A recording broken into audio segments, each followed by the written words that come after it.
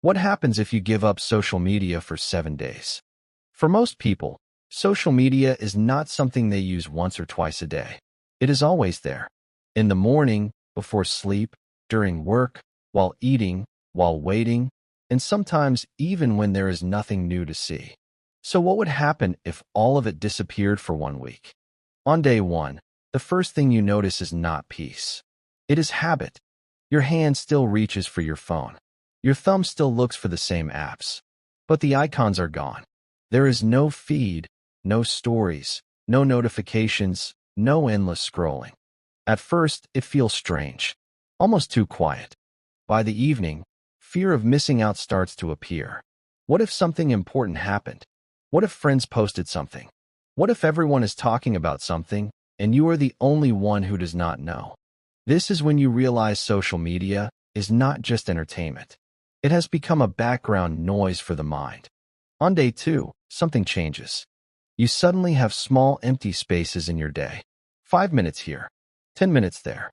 A quiet moment before sleep. A quiet moment after waking up. At first, the silence feels boring, but then it starts to feel useful. Without constant notifications, it becomes easier to focus. Tasks that usually feel heavy become simpler. You do not switch between 5 apps every few minutes. Your mind has fewer doors to open. By day 3, your mood may begin to feel lighter. There is less comparison, less bad news, less pressure to react to everything, less need to check if someone liked, replied, watched, or ignored you. But it is not perfect. You may also feel lonely. Because for many people, social media is not only a distraction. It is also where they talk to friends, follow communities, and feel connected to the world.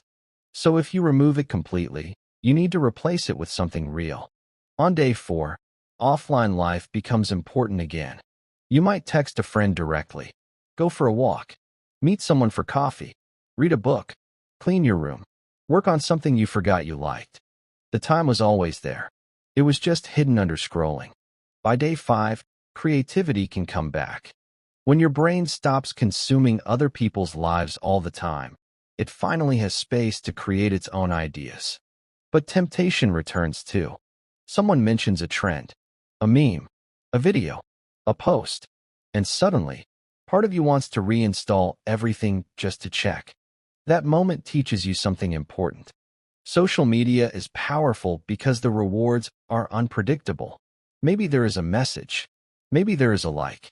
Maybe there is nothing, and that possibility keeps pulling you back. By day 6, you start noticing the world differently. A quiet street, a sunset, a small conversation, the way your thoughts move when nothing interrupts them. You may realize how often you were using your phone not because you wanted to, but because you did not want to feel bored.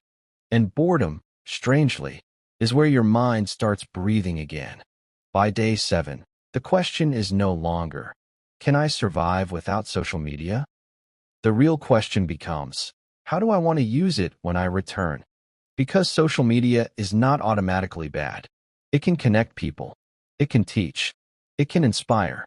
It can help creators build something meaningful. But without limits, it can quietly take your time, your focus, your sleep, and your peace. So what happens if you give up social media for 7 days? You get some of your time back. You may sleep better. You may feel calmer. You may feel more focused. You may also feel lonely if you do not create real connections outside the screen. The lesson is not that everyone should delete social media forever. The lesson is this. If you can step away from something for 1 week, you can finally see how much control it had over you. And sometimes, the best way to understand your life online is to spend a few days completely offline.